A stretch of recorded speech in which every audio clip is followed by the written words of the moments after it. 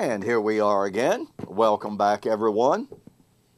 This really is a fascinating book, The Corinthian Body by Dale Martin, examining how the ancient Greeks and Hebrews thought of body.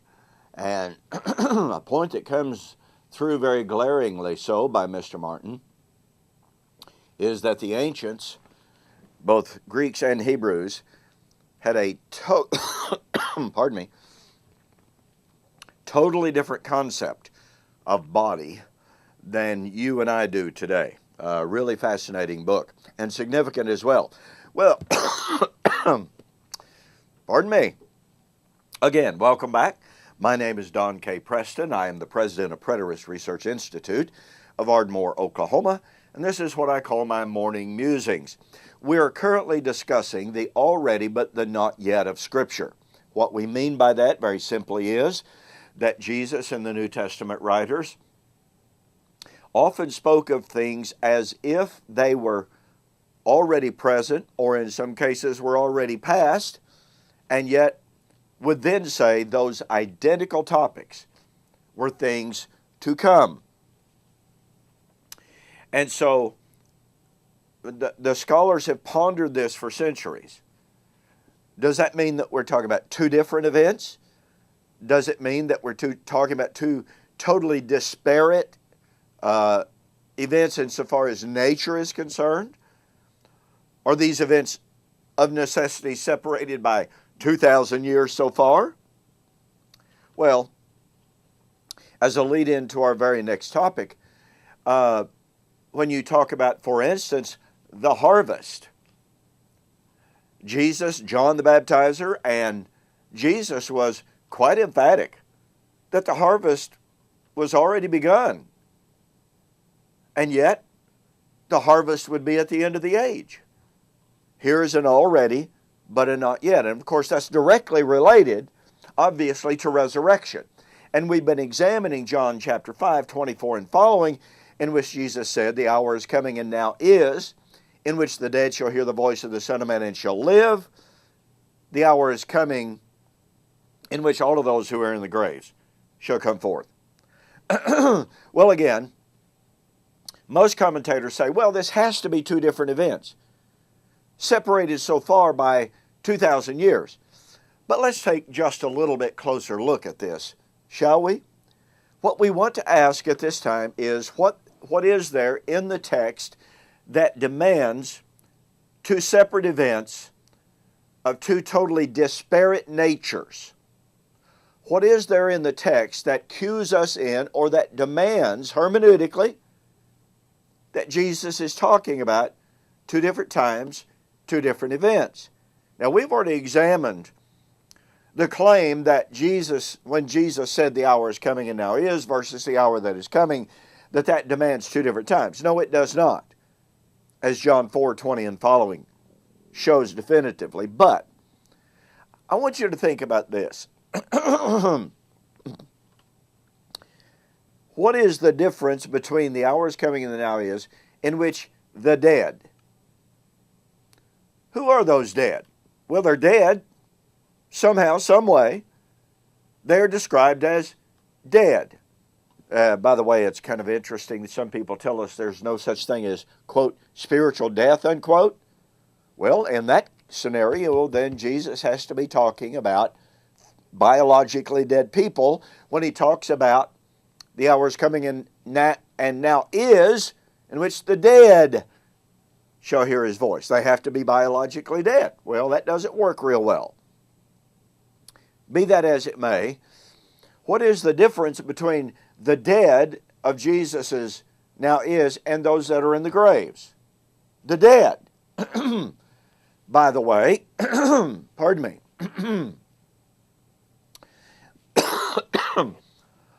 Jesus, pardon me.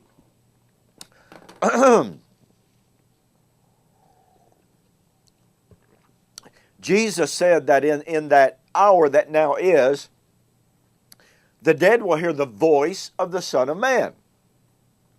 What is that voice? Is it his personal voice? Is it his personal shout? An audible voice?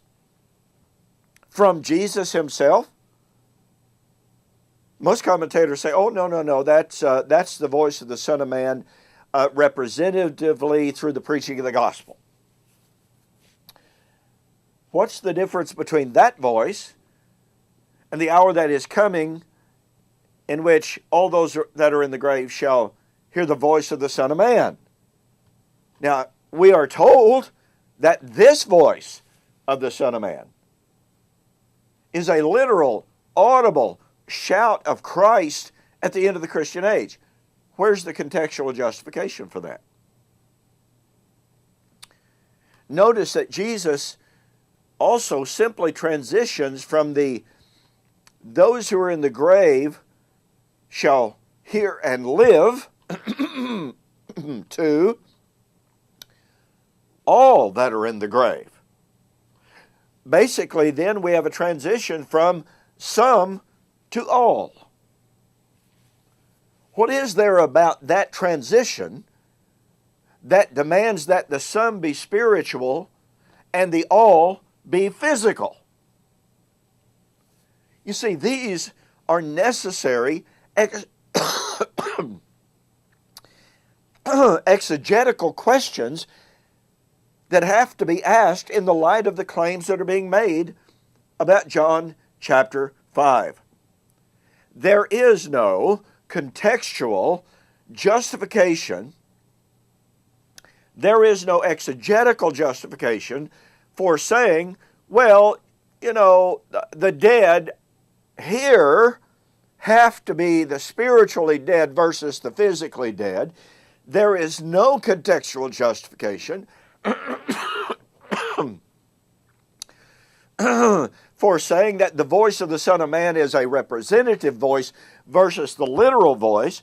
There is no justification for saying the dead are in spiritual graves versus literal graves. And again, Jesus' only transition is from now and some to life versus then all to life or damnation.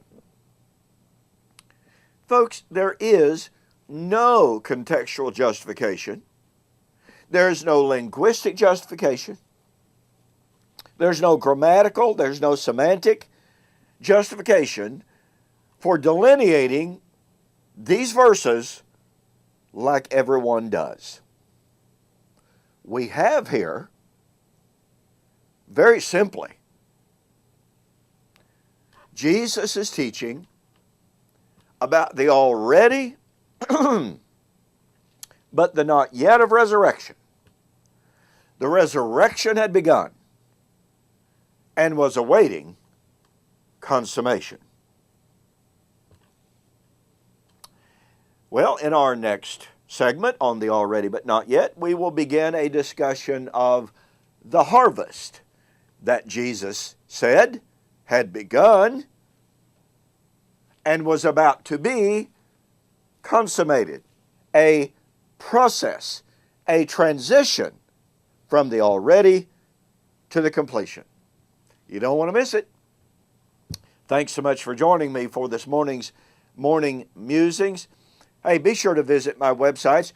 Don't forget to take advantage of the special offer on the Steve Gregg, Don Preston formal debate that was held in Denver, September 6th through the 8th, 2013.